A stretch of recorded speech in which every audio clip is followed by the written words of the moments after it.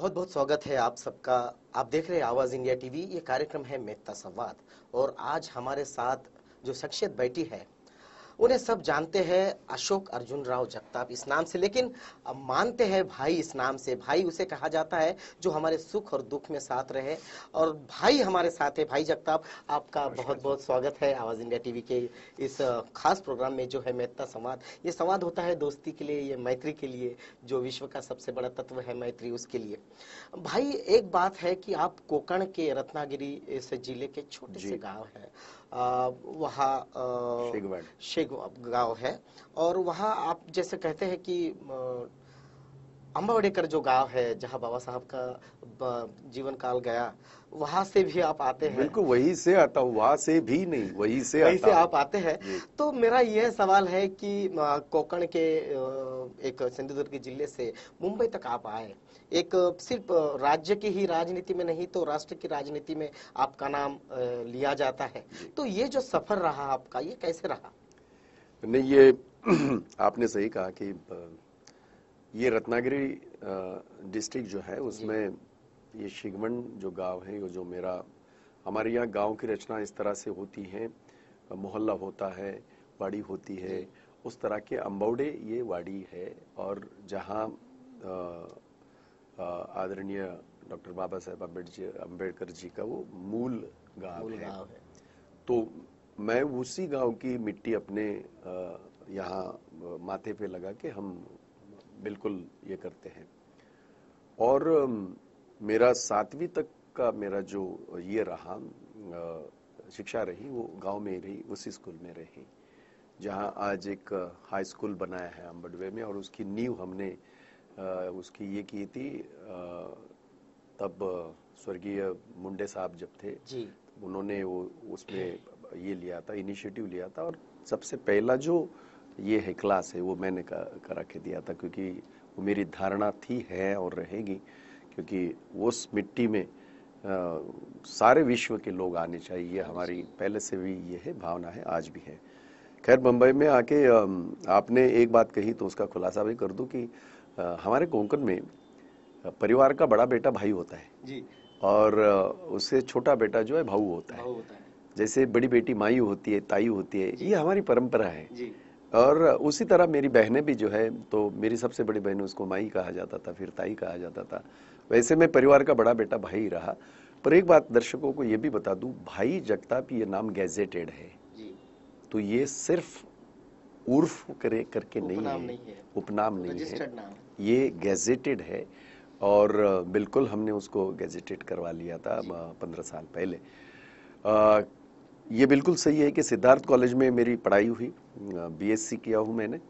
नाम में भाई है फिर भी बीएससी किया हूँ, ये मैं बता दूं, क्योंकि बहुत बहुत दिक्कत होती है। ये भाई वो भाई नहीं है जी, बिल्कुल नहीं, ये भाई वो है वो जो हमारे सुख दुख में हमारे जी बिल्कुल विचारों से लड़ने वाला जी। और ऐसे भाइयों की जरा भी परवाह न करने वाला, और अन्याय के खिलाफ कहीं भी खड़ा रहने वाला ये भाई है। क्योंकि विचारों में जो ताकत होती है वो शायद किसी औजार में होती है, ये मेरा विश्वास है।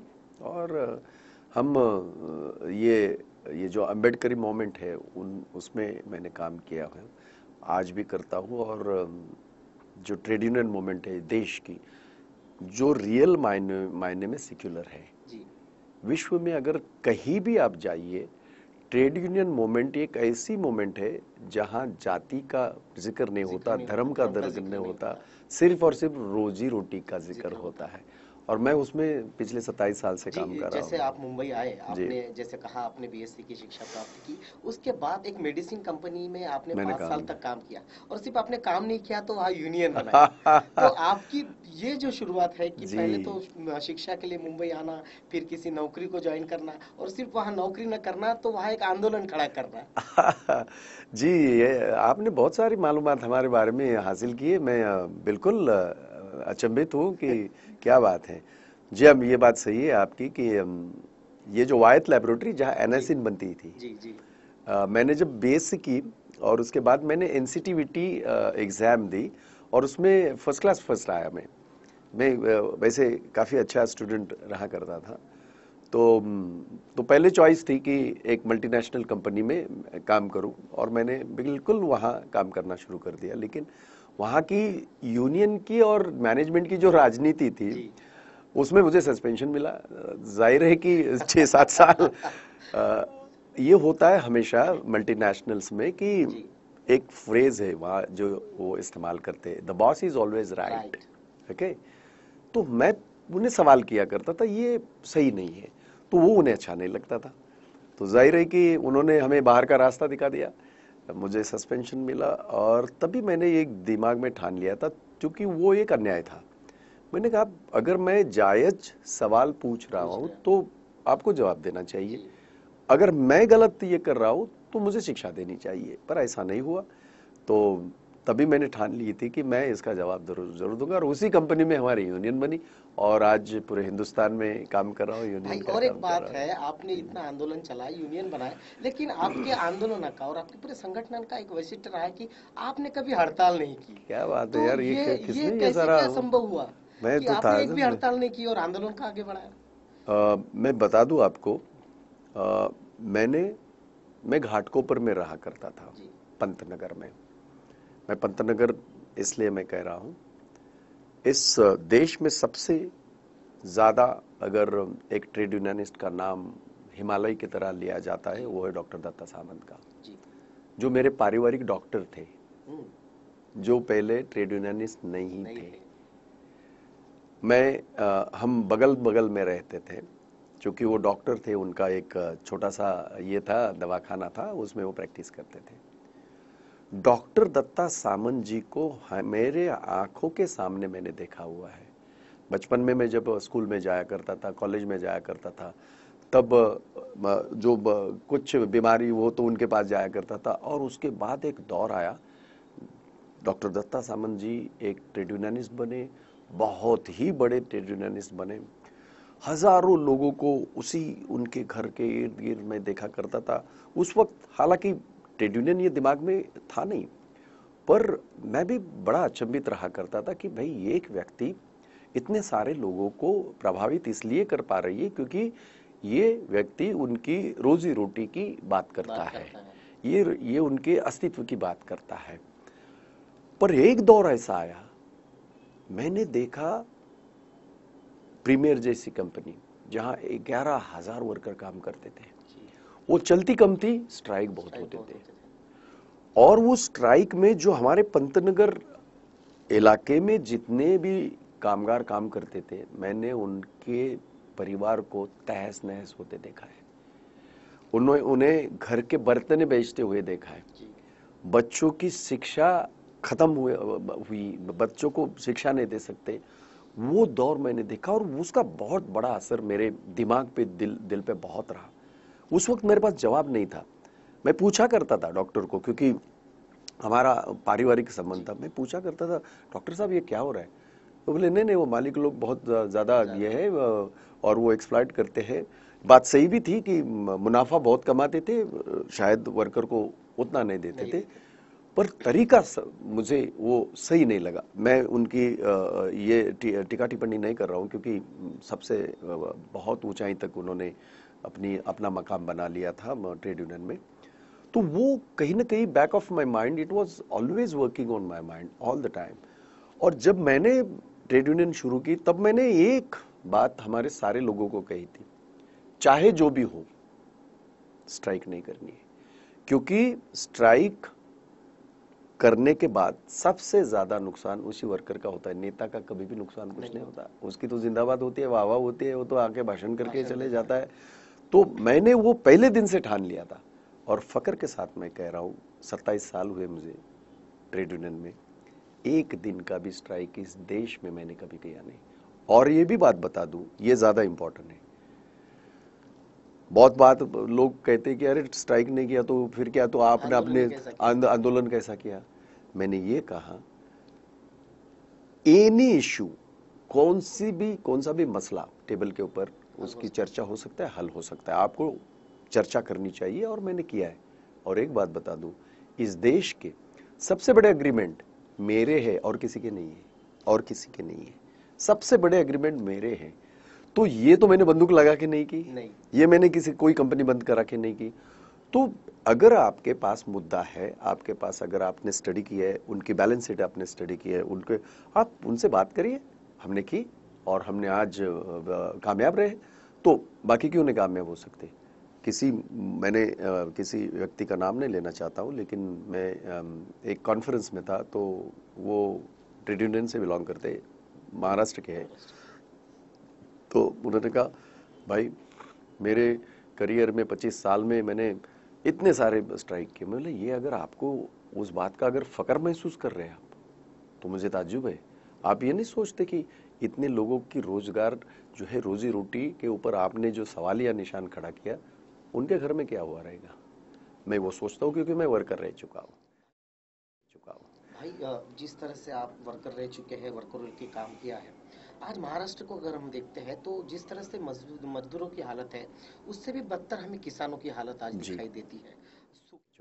भाई जिस तरह से आप वर्कर रह चुके हैं, वर्कर की काम किया है, आज महाराष्ट्र को अगर हम देखते हैं तो जिस तरह से मजदूरों की हालत है, उससे भी बदतर हमें किसानों की हालत आज दिखाई देती है। सूखे का माहौल है और गत कई वर्ष से हम देख रहे हैं कि महाराष्ट्र में किसान जो है आत्महत्या कर रहा है जी। तो आपको क्या लगता है कि जिस तरह से हमारे हाउस में बहस हो रही है पैकेज को लेकर, उनकी आत्महत्याओं को लेकर, तो ये बहस कितने हद तक हमने करनी चाहिए और इसका हल कैसे निकाला जा सकता है? नहीं, एक बात बता दूं मैं आपको, किसी भी व्यक्ति की आत्महत्या करना, उसको आत्महत्या करने तक मजबूर होना पड़े, ये किसी भी सरकार का फेल्योर है। चाहे मेरी 15 साल सरकार थी, तभी भी आत्महत्या हो रही थी, ये फेल्योर है, और ये मैं बिल्कुल धड़ल्ले से कह रहा हूं। लेकिन उन आत्महत्याओं को लेके जो राजनीति की गई उस वक्त भी, इस वक्त भी थोड़ा जो उसका ये आ रहा है, कलर वैसा आ रहा है। इस वक्त थोड़ा मामला अलग है, जिसके ऊपर मैं बात करूंगा। शायद मेरी बात आपको सही नहीं लगी, लेकिन जो हकीकत है, मेरा फर्ज बनता है कि मैं उस लोगों के सामने रखूं। उस वक्त जो, अगर आपने देखा, महायुति बनी किस आधार पे? उसी आधार पे बनी। महायुति बनी और वो होना भी चाहिए, क्योंकि उनकी आवाज तो बिल्कुल सदन में उठनी चाहिए। उनकी जो ये है समस्या है, उनका डिबेट होना चाहिए, उसके ऊपर चर्चा होनी चाहिए, उसका हल भी निकलना चाहिए। लेकिन वैसे नहीं हुआ।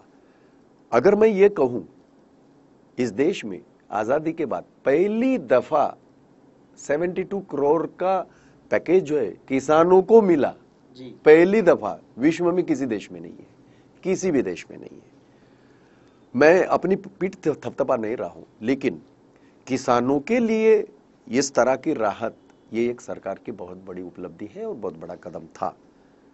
अब सवाल ये होता है कि उस पैकेज से सारे किसानों के ऋण जो है वो समाप्त हुए, तो सवाल ये, उसका जवाब ये नहीं हुए। पर उस किसान को, राज्य का किसान हो, देश का किसान हो, उसे ये भरोसा होने लगा कि ये मेरी सरकार है, ये लोग मेरे बारे में सोच रहे हैं। हमने वो किया। महाराष्ट्र में अगर आपने देखा तो पता नहीं कि क्या महाराष्ट्र के इस स्टेट के, जो कि देश में सबसे अव्वल है, अव्वल रहता है हमेशा, इन्हें चाहे जो भी कहने दो, लेकिन महाराष्ट्र ये एक ऐसा प्रदेश है, ये है राज्य है जो लोक कल्याणकारी जितने भी कानून पहले यहाँ बने और फिर देश में बने और राज्यों में बने, बहुत सारे कानून उसमें मैं कह सकता हूँ। फिर वो अभी जो ये है गारंटी, ये रोजगार गारंटी योजना है, चाहे बहुत सारे, मतलब ऐसे 100 कानून बदल, बहुत सारे कानून जो पहले यहाँ बने और बाद में देश में बने। तो ये इस प्रदेश की एक खासियत है और उसकी उपलब्धि है। पर किसानों का मामला जब आता है तो कहीं ना कहीं हमें हमेशा ये सोचना चाहिए, हर किसी, कोई सरकार किसी की भी हो, कि पिछले 3-4 सालों से लगातार, पहली बार सूखा आया, बारिश नहीं हुई, दूसरी बार बहुत ज्यादा बारिश हुई और पूरा जो ये है वो बह गया, और क्या हालत हुई, सब जगह आपने बाढ़ की स्थिति हुई थी और बहुत सारे लोगों ने अपने जाने भी गंवाई। तीसरी बार ये गारपीट हुई, इतनी तगड़ी गारपीट हुई जो मतलब जो कोई सोच भी नहीं सकता था इस तरह का, यानी 1-1 किलो के बड़े बड़े ओले पड़े। माय गॉड, मतलब ये मैंने भी कभी ओले तो गिरते हैं, हमने सारे लोगों ने देखा है। ओलों के बाद जिसको ये अनट्रेडिशनल रेनिंग बोलते, अवकाली जो बारिश बोलते, वो हुई। आज फिर एक बार पानी की। तो ये सवाल नहीं कि सरकार किसकी है और उसमें राजनीति की गई, उसके ऊपर हमारा हमेशा ये रहा, आक्षेप रहा। उसके ऊपर हमें कहा कि भाई उसको सब कुछ तैयार कर सकते हैं, पैकेज ला सकते हैं, सेंट्रल से ला सकते हैं, पानी कहां से ला सकते हैं, किस पैसे से पानी तैयार कर सकते हैं, नहीं हो सकता। उसके लिए हम अगर ये सरकार विपक्ष, ये हमारे दो पहिए हैं लोकतंत्र के, वो दोनों ने इस मुद्दे को उसी नजरिए से देखना चाहिए जो हमारे ऊपर आज उंगलियां हमारे ऊपर है, हम उस तरह से देख रहे हैं। और इसलिए हमने, अगर सदन में आपने जो बताया कि सदन में ठीक तरह से इनकी चर्चा नहीं होती, मैं बता दूं, एक हंगामा होता है जी, और जो नहीं, हंगामा इसलिए हुआ, मैं बता दूं आपको, ये अगर ये कह के अपनी पीठ थपथपा रहे, 7,200 करोड़ का हमने पैकेज दे दिया और अपनी पीठ थपथपा रहे, हम ये मानते हैं कि बिल्कुल उसको राहत देना जरूरी है, हमारा काम ही बनता है, सरकार का काम ही बनता है। पर उन्होंने ये जो 7,200 करोड़ का जो एक ये जो जंबलिंग किया है, जो लगातार जो सारी योजनाएं चल रही है, पानी टैंकर का, ये टैंकर से पानी, वो तो योजनाएं चलती है। ये जो है जानवर है उनका उन चारा हो, वो चलते रहता है। बाकी जो मृदु संधारण के काम या पानी की जो जिसके लिए योजनाएं जो लगातार चलती है, बिजली की वो सारी चलती ही रहती है। वो सारा पैसा इकट्ठा करके जो पिछले बजट में जो आवंटित किया गया उसको जमा करके अगर आप कोई पैकेज कर रहे हैं, वो गलत है। और हमने हंगामा इसलिए भी मचाया, जो मैं बताना चाहता हूं, आपने किसके हाथ में डायरेक्ट पैसे देने की बात की? साहूकारों के 460 करोड़ रुपया आपने कहा, अच्छा बड़े फकर से कहा हम साहूकारों के सारे पैसे उनको दे देंगे। अरे भाई कमाल है, गरीब के घर में उस किसान के खाते पे कोई एक भी पैसा नहीं है और तुम साहूकारों की तुम्हें बहुत पड़ी हुई है। अच्छा वो साहूकार है कौन? ये साहूकार जो है, ये गवर्नमेंट रिकॉग्नाइज जो है, वो है कितने? इसका प्रमाण ऐसा है, अगर 5 साहूकार ये हैं मान्यता प्राप्त है, तो 20 बाहर सारे भटक रहे और इलीगल है। आपने उनके पैसे देके उन्हें तो और स्ट्रांग बना दिया आपने जी। हम ना नहीं कह रहे, लेकिन वो पैसे आपने जनधन योजना आपने कही की, किसानों के सारे लोगों के अपने अपने ये है अकाउंट है, उनके अकाउंट पे जाने दो, क्योंकि उस किसान की जमीन जो है वहां गिरवी है, उसको छुड़ाने दो ना। आपको पड़ी हुई है अगर साहूकारों की, वो हमने हंगामा किया। हमारा वो कहना है, हमने ये कहा था, अगर आपने देखा, आप विदर्भ के है और विदर्भ में आपका बहुत बड़ा नेटवर्क है। आज कपास की हालत क्या है? हमारी सरकार थी तभी ये कह रहे थे 7,000 का आप लोगों ने ये देना चाहिए, भाव देना चाहिए। हमारी सरकार ने उस वक्त भाव दिया था 5,000 रुपया, 5,000 रुपया भाव दिया था। इन्होंने क्या भाव दिया? 3,900। अब कमाल हो गई भाई। हम तो ये कह रहे, आप जो डिमांड कर रहे थे वो दो। हम आप विपक्ष में थे, जो डिमांड आप कर रहे थे, सत्ता में है, आप सत्ता में है। अच्छा उस वक्त हालात कुछ और थे, आज कुछ हालात है। सोयाबीन तो खत्म हो गई, पूरी तरह खत्म हुए। और आप देखिए जितनी आत्महत्या हो रही है, वो खास करके सोयाबीन के जो किसान हैं, कपास के जो किसान हैं, इनकी हो रही है, क्योंकि वो कहीं न कहीं उसको कहीं न कहीं ये उजाला नजर नहीं आ रहा है। तो ये हमारा बेसिक डिमांड ये था, जो हम हमेशा करते हर बार पैकेज में, कि भाई पर एकड़ जो है उनको उसके अकाउंट पे कुछ पैसे जाने दो। हमने कहा था भाई 10,000 रुपया पर एकड़, मतलब हेक्टर के ऊपर 25,000 रुपया उसको मिलना चाहिए। उससे ये लगे कि मेरे अकाउंट में कुछ पैसे हैं, मैं किसी साहूकार का ये कर सकता हूँ, बैंक का कर सकता हूँ। और बाकी जो सारे उपाय योजनाएं, चाहे वो बिजली की माफ, वो हमेशा का है, कोई नई बात है नहीं। इसलिए हमने हंगामा किया। तो हमने हंगामा, सिर्फ हंगामा खड़ा करना हमारा काम नहीं। हम चाहते हैं कि ये तस्वीर बदलनी ये चाहिए, तस्वीर सूरत बदलनी चाहिए, ये सूरत बदलनी मगर चाहिए, वो इस हमारा तरह से भाई रोज किसानों की आत्महत्या हो रही है और इसका जो स्टैटिक है, उसका जो ग्राफ है वो बढ़ता जा रहा है।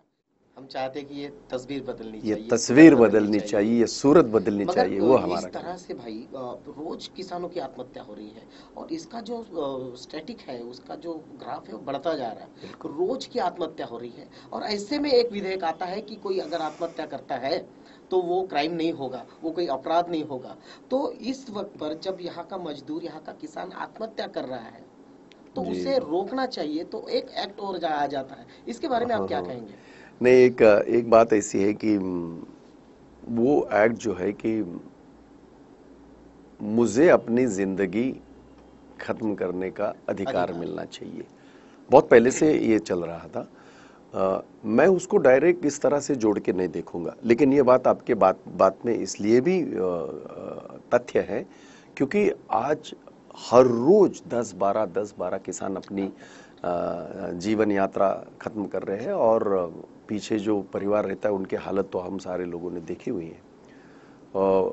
पर ये तस्वीर का एक रुख है। दूसरा रुख ये भी है कि बहुत सारी ऐसी ये होती हैं केसेस हम लोगों ने देखी है जहां फिर उसका अगर किसी को, आपको एक उदाहरण अगर पता है होगा, आपको पता केईएम हॉस्पिटल में पिछले 32 सालों से एक जो महिला है जो आज भी बेड पे है,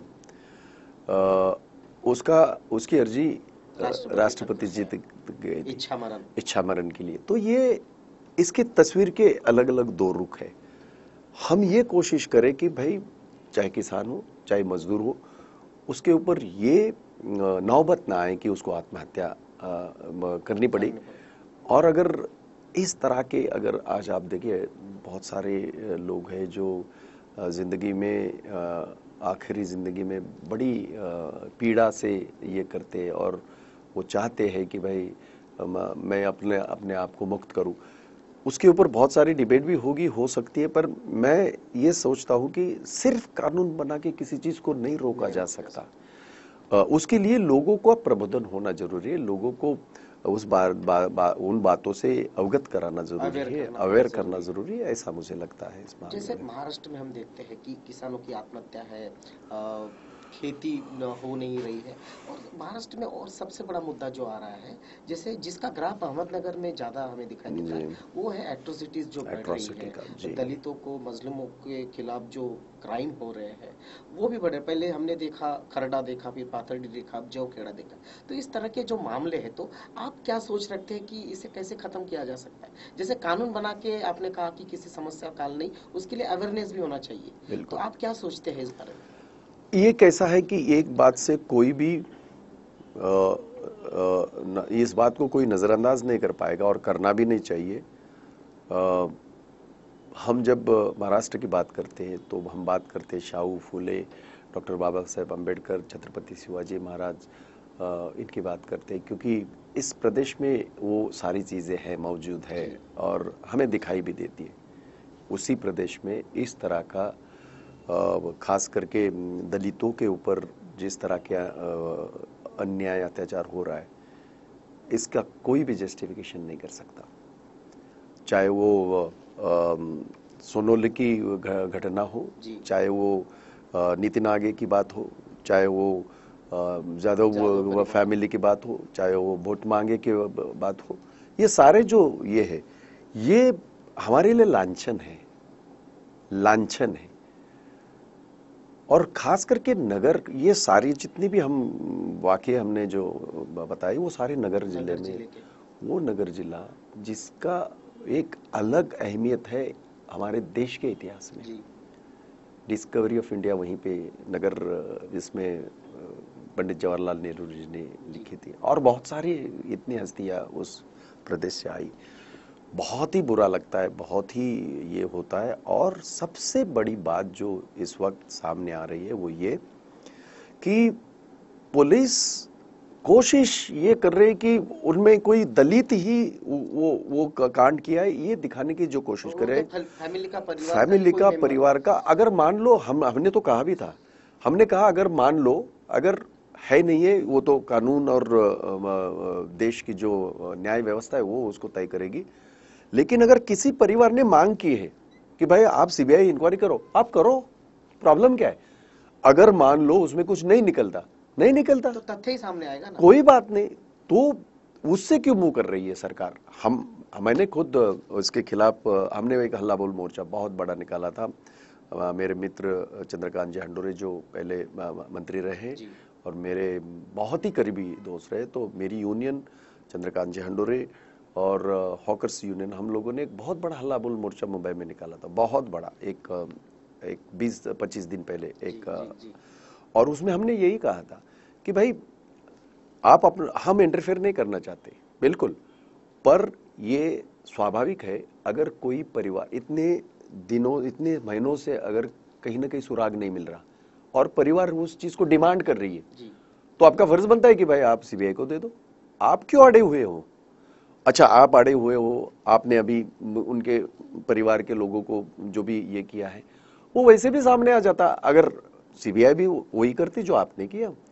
तो तथ्य जो है, मुझे लगता है कि खास करके दलित हो या माइनॉरिटीज हो, इनके ऊपर जिस प्रकार के हमले आजकल हम लोग देख रहे हैं वो चिंता का विषय है। मैं बता दूं, बहुत चिंता का विषय है। माइनॉरिटीज की बात की और एक बहुत बड़ा माइनॉरिटीज के लिए एक मुद्दा देश में खड़ा हुआ राष्ट्रीय पटल पे कि जबरन उसका धर्मांतरण किया जा रहा है। तो आपको क्या लगता है इस तरह के जो मुद्दे राष्ट्रीय पटल पर उठ रहे थे, तो आपकी सरकार थी तब तक ये मुद्दे कभी सामने नहीं आए? 2-3 मुद्दों का मैं जिक्र करूंगा। सबसे पहला जिक्र मैं कर रहा हूँ राष्ट्रीय पटल पर कि इस तरह के जो मुद्दे आ रहे हैं कि जबरन धर्मांतर हो रहा है और कहा जा रहा है कि हम वापस घर में उनको वापस ला रहे हैं, तो क्या वो इस घर के सदस्य नहीं थे और धर्मांतर करके ही इस देश के सदस्य बनेंगे? मुझे ताज्जुब इस बात का होता है कि इनके ये जो सवाल कर रहे हैं उसी में जवाब है। हमारे घर में आने वाला हमारे घर में आया तो तुम्हारे घर का था, प्रॉब्लम क्या थी भाई?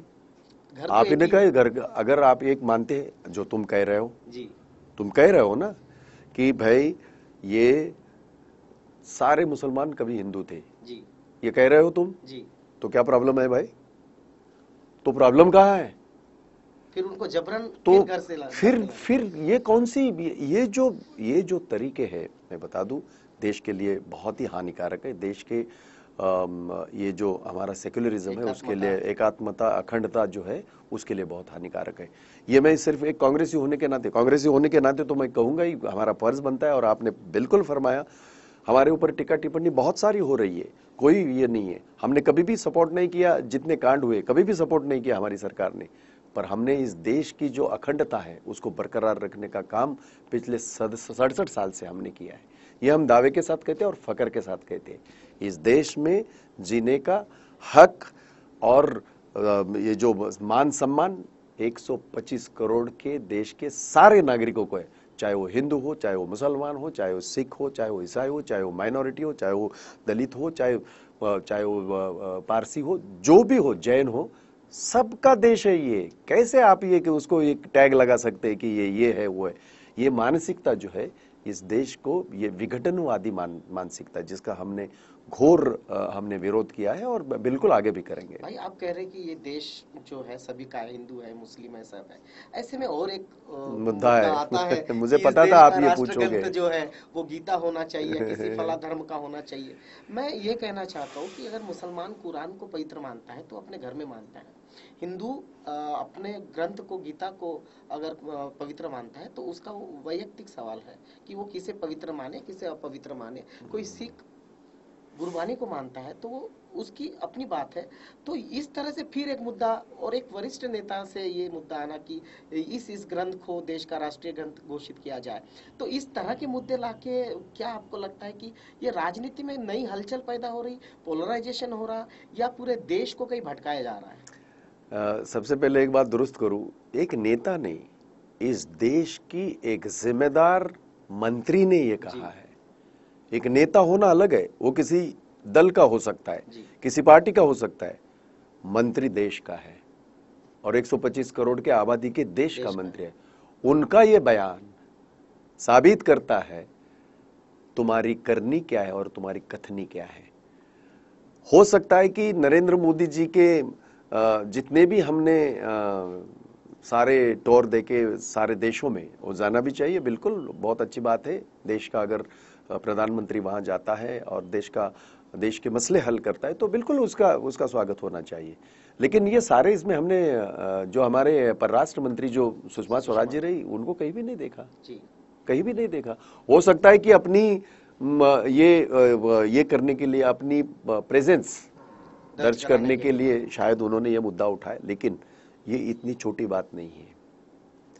गीता पवित्र है, बिल्कुल पवित्र है हिंदुओं के लिए, मुझे भी पवित्र है। उसी तरह कुरान मुसलमानों के लिए पवित्र है, उसी तरह गुरु ग्रंथ साहिब जो है सिखों के लिए पवित्र है, उसी तरह चाहे वो बाकी धर्म हो उनके लिए वो ये पवित्र है। उसी तरह धम्म जो है वो माइनॉरिटी के लिए और मागास जो हमारे जो है दलितों के लिए बहुत ही ज्यादा यही खासियत है। ये देश के ये जो हमारी जो लोकतंत्र है उसकी यही खासियत है। बावजूद के इसके इस देश में 7 धर्म हैं, हिंदू, मुस्लिम, सिख, ईसाई, हमारे पारसी है, बौद्ध है, जैन है, ये कहीं भी नहीं है, ये विश्व में कहीं नहीं। इसलिए सिर्फ इसी देश में। और मैं इसलिए मैंने उस वक्त में था किसी मीडिया पे, तो मैंने कहा हिंदुस्तान ये धर्मों की गंगोत्री है, इतने धर्म कहीं भी आपको। और ऐसे हालात में आप अगर किसी एक धर्म ग्रंथ की बात करते, ये धर्म ग्रंथ है, ये राष्ट्र ग्रंथ हो ही नहीं सकते। और मैं एक बात बता दूं, जो मैंने कहा है, जिन्होंने ये कोशिश की है जी, मैं उदाहरण के तौर पे बता दूं, पाकिस्तान ने ये कोशिश की, आज पाकिस्तान के हालात क्या है। सीरिया ने ये कोशिश की, आज सीरिया के हालत क्या है। इजिप्ट ने ये कोशिश की, आज इजिप्ट के हालत क्या है। अफगानिस्तान ने ये कोशिश की, आज अफगानिस्तान की हालत क्या है। इसलिए किसी भी देश का ग्रंथ जो होता है वो उस देश का संविधान हो सकता है। उससे अलावा हर धर्म का अपना अपना ग्रंथ है, चाहे गीता हो, चाहे कुरान हो, चाहे गुरु ग्रंथ साहिब हो, चाहे धम्म हो, चाहे बाकी सारे जो धर्म ग्रंथ है, वो अपने अपने धर्म के लिए बहुत ही उनकी अहमियत महत्वपूर्ण है। वो एक जीने का फलसफा है और उसको बिल्कुल बिल्कुल और उसकी बहुत ही ज्यादा इज्जत होनी चाहिए। लेकिन किसी एक ग्रंथ को अगर हम ये राष्ट्रीय ग्रंथ की बात करें तो राष्ट्रीय ग्रंथ एक ही हो सकता है। डॉक्टर बाबा साहेब आम्बेडकर ने जो 125 करोड़ के लोगों को जो हमारे आज जो ये दिए हैं, हमारा संविधान दिया है, वही राष्ट्रीय ग्रंथ हो सकता है। डॉक्टर बाबा साहब अम्बेडकर ने इस देश को जो संविधान दिया है वही इस देश का राष्ट्रीय ग्रंथ हो सकता है, वही इस देश के श्रेष्ठ आचार संहिता है।